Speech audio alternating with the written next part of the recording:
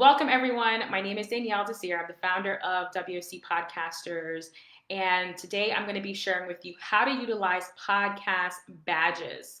Badges are extremely important, and it's something that I feel like, even for me, I have not utilized my badges effectively, and that has changed. I'm changing that effective immediately, and I'm sharing behind the scenes of how I actually did it and my thought process for implementing these badges into my website. So, podcast badges are really just call to actions that letting people know that these are the places where they can listen to your podcast. These are really important because not everyone will listen to your podcast on Apple Podcasts. As we all know, Apple Podcasts is limited to Apple iPhones, so and Apple products, but there are a ton of different other podcast players. As you can see here, they're just, I would say like a dozen at least here, but there's so many, many more. So with that being said, what we want to do is that we want to strategically place our badges in front of our audience at all times, right?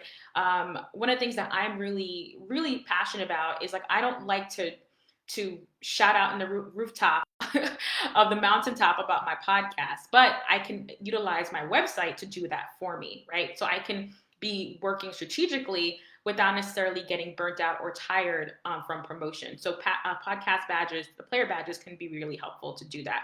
So with that being said, you can head over to podpage.com/badges. Again, that's podpage.com/badges.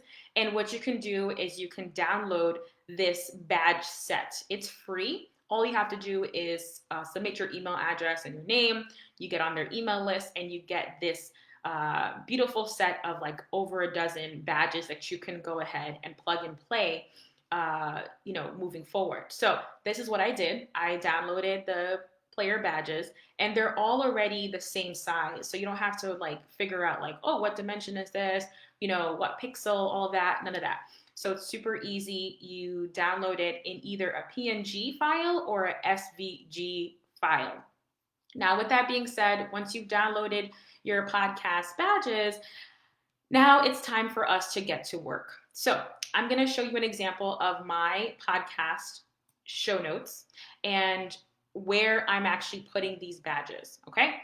So with that being said, what you're going to do is this area right here on the right-hand side is called a widget. These are like your widget sidebar areas.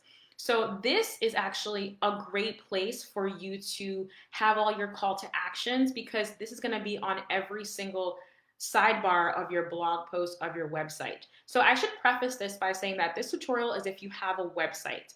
If you don't have a website and you're in this community, you would have heard me talk about how important a website is for the growth of your business, growth of your podcast, and growth of your brand. It's worth the investment and you can customize it and make your AKA your website, AKA your house, as beautiful as you want it to be.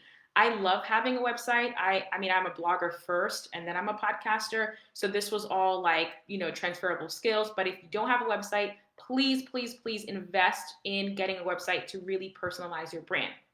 With that being said, like I mentioned, on the right-hand side, you can customize it. You can customize by adding your photo. Here's a little blurb about me and my podcast. You can even tell folks, okay, like send me a voicemail, and they can just do that right there on their phone or on the computer. Now, with that being said, there are a couple things that I strategically have placed on my sidebar. The first thing I want people to do is support me. I want people to support the show. I want them to donate. I want them to be actively financially involved in the production of the content I create. This took me a long time to get used to. It took me a long time to ask people, my listeners, to support me. I don't know why it took me this long because they're consuming this free content. I know that they see me as an influential person. They love my show. So asking for support is not a bad thing. So I'm in the mind frame of normalizing asking for support.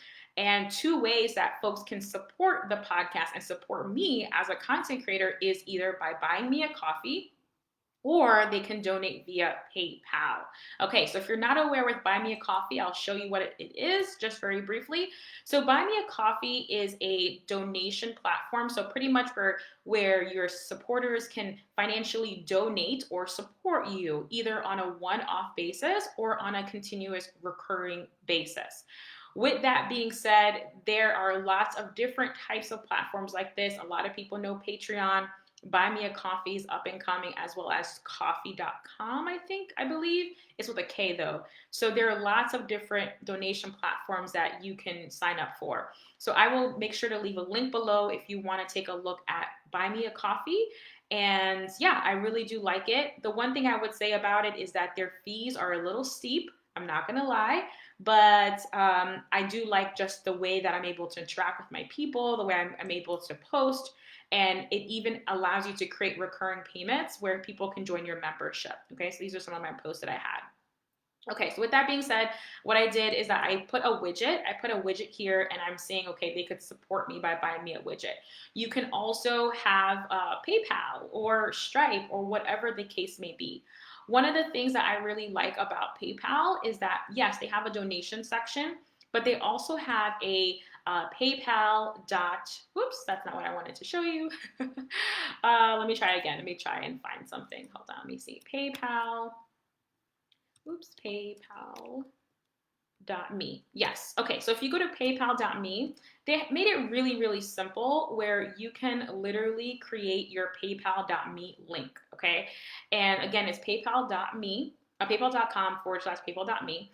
And or you can just Google paypal.me and you can just create a very simple PayPal form based off of your PayPal account. So this is what mine currently looks like.